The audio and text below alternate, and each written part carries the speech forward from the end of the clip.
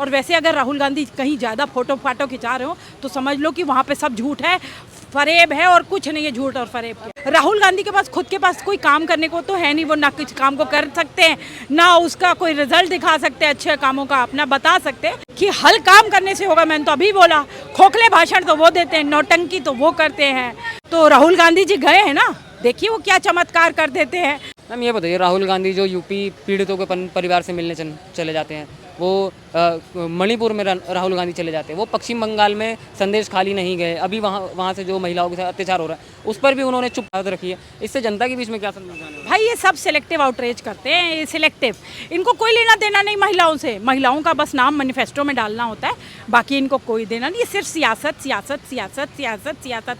अभी देखो, अब यहाँ हाथरस में ही कितने लोग मर गए, तो इन्होंने सियासत करी। दूसरे दिन जाके कहा मुआवजा बढ़ा देंगे, ये कर देंगे। अगर इनके अंदर हिम्मत होती तो कहते बाबा को गिरफ्तार करो। एक बार भी नहीं है नाम सूरजपाल का कि सूरजपाल को गिरफ्तार करो, मैं धरने पे बैठ रहा हूँ। अगर इतने ही लायक होते तो धरने पे बैठ जाते और गिरफ्तार करवाते। हम भी समझते कि अरे हमारे राहुल जी कोई काफ़ी ज्ञान आ गया है, या नया कोई चेहरा राहुल का आ रहा है, या उनको जो आजकल ज्ञान दे रहे हैं वो कोई सही ज्ञान दे रहे हैं। ऐसा तो कोई नहीं, कोई हुआ नहीं, ऐसा कुछ हुआ आपने भी नहीं देखा ना कि ऐसा कुछ हुआ। तो उन्होंने सिलेक्टिवली कहाँ पे जाके फ़ोटो ऑप कराना है, कहाँ पे सियासत खेलनी है, ये हम सब जानते हैं बहुत अच्छी तरह से। और वैसे अगर राहुल गांधी कहीं ज़्यादा फोटो फाटो खिंचा रहे हो तो समझ लो कि वहाँ पे सब झूठ है, फरेब है और कुछ नहीं है झूठ और फरेब के। एक सवाल और रखना चाहता हूँ, राहुल गांधी का नारा है डरो मत और डराओ मत, तो क्या राहुल गांधी संदेश खाली पश्चिम बंगाल के बारे में बोलने से डरते हैं, या ममता जी जो हैं उनसे डरते हैं क्योंकि वो इंडी गठबंधन की साथी हैं? राहुल जी के अंदर खुद ही हिम्मत नहीं है कुछ बोलने की। उनको पढ़ाया लिखाया जाता है जितना, उतना बताते हैं, उससे आगे उन्हें कुछ पता नहीं होता है, तो वो अपना चुप रहते हैं। और डरे तो वो खुद ही रहते हैं, चाहे वो ममता दीदी हो, चाहे XYZ केजरीवाल हो, चाहे कोई भी हो, सारे इंडी गठबंधन से तो डरना ही पड़ेगा।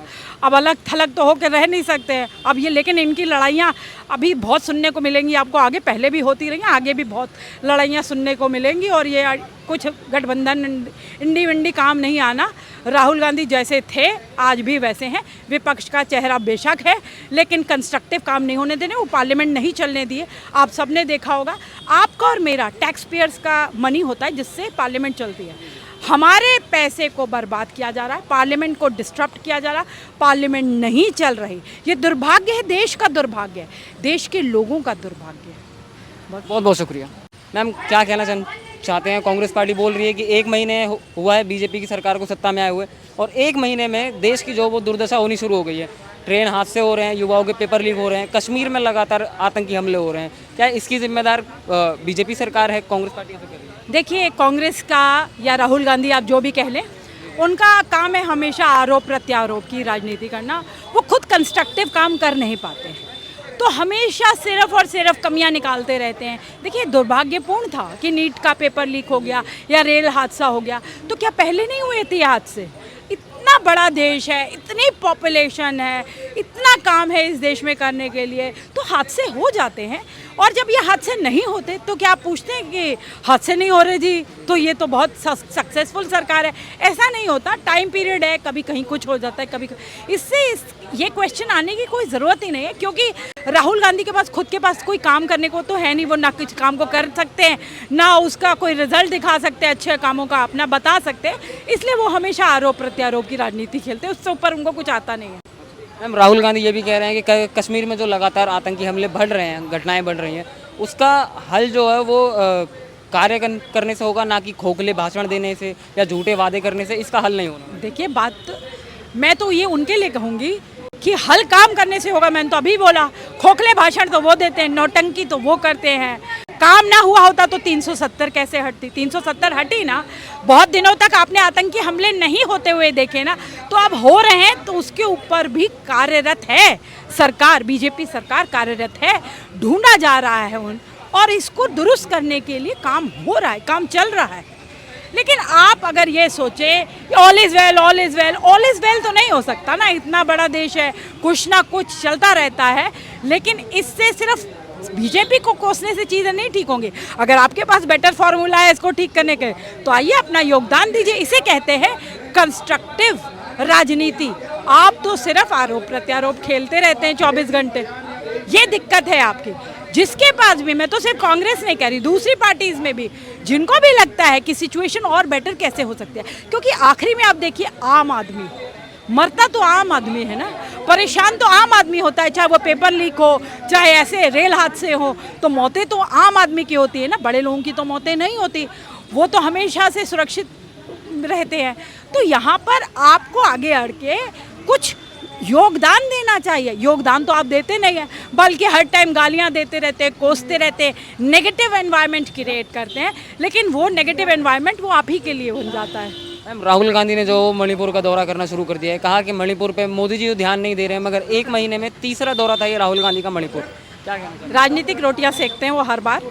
और जब आज ही उनसे पत्रकारों ने जब मणिपुर के ऊपर सवाल पूछा तो उन्होंने, मैं बोला कि मैं तुम्हें सवालों के जवाब देने नहीं आया, तो फिर करने क्या आए हैं। उनको एक्चुअली में ग्राउंड रियलिटी पता ही नहीं, समस्याओं का पता ही नहीं है। फ़ोटो ऑप में वो बहुत ज़्यादा स्मार्ट हैं, वो फ़ोटो ऑप कराने गए थे, फ़ोटो ऑप करा लिया और आगे भी कराते रहेंगे और लोगों को गुमराह करते रहेंगे, जैसे उन्होंने अभी भी गुमराह किया था इलेक्शन के पीछे।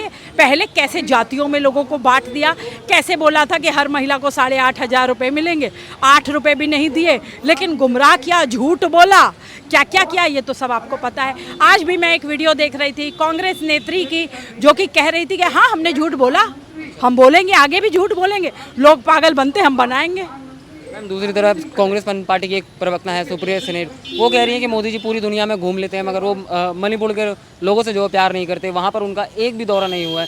क्या वाकई में मणिपुर पे मोदी जी ध्यान नहीं दे रहे हैं, वहाँ की जो पीड़ित परिवार हैं उनसे कोई?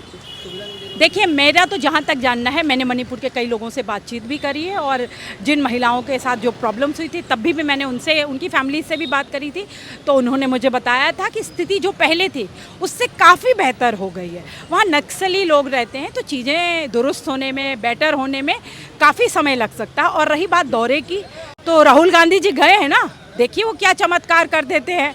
बाकी मोदी जी जाएंगे नहीं जाएंगे ये तय करने वाली सुप्रिया कौन होती है? सुप्रिया को अपने दायरे में रहना चाहिए, वो ना बताएं कि हमारे देश के प्रधानमंत्री क्या करेंगे क्या नहीं करेंगे, ये वही डिसाइड करेंगे। मैम, लगातार पश्चिम बंगाल की तरफ से महिलाओं के साथ अत्याचार जो बढ़ने की खबर आ रही है, महिला ऐसा मानने में आ रहा है कि पश्चिम बंगाल की तरफ शरिया कानून जो वो लागू हो गया, आपको क्या लगता है? बिल्कुल, पश्चिम बंगाल में तो है ही है, शरिया कानून ही है। नहीं तो आपने देखा था अभी कुछ दिन पहले क्या हुआ था, हसन शेख को किसने प्रोटेक्ट किया था? जो वहाँ की चीफ मिनिस्टर है ममता बनर्जी, उनकी चुप्पी आपने कितने दिनों तक देखी? वो तो फिर मीडिया ने बहुत इस मुद्दे को उछाला, बहुत और इस पर बातचीत करी और लोगों ने बहुत मांग करी कि इस शेख को गिरफ्तार किया जाए। तब भी आपने देखा होगा पुलिस कैसे उसको जमाई कितना लेके जा रही थी और वो हंसते खेलते ऐसे गया था, तो उसको पुलिस प्रोटेक्शन भी वहाँ मिली हुई है, उनका भी पूरा साथ है। और ऐसे दरिंदों को, जिनको कितनी महिलाओं ने कहा कि इन्होंने हमारे साथ बलात्कार किया है, अगर वहाँ के लोग उन्हीं को बचा रहे हैं तो इससे पता चलता ही है कि स्पष्ट तुष्टीकरण की राजनीति हो रही है। वहाँ महिलाओं की बातें नहीं सुनी जा रही हैं। बहुत दुखद घटना के ऊपर भी ममता बनर्जी जो खुद एक महिला, उनने एक शब्द भी नहीं बोला और आज तक भी वो उस पर चुप है, बल्कि संरक्षण देने का काम कर रही है शेख को।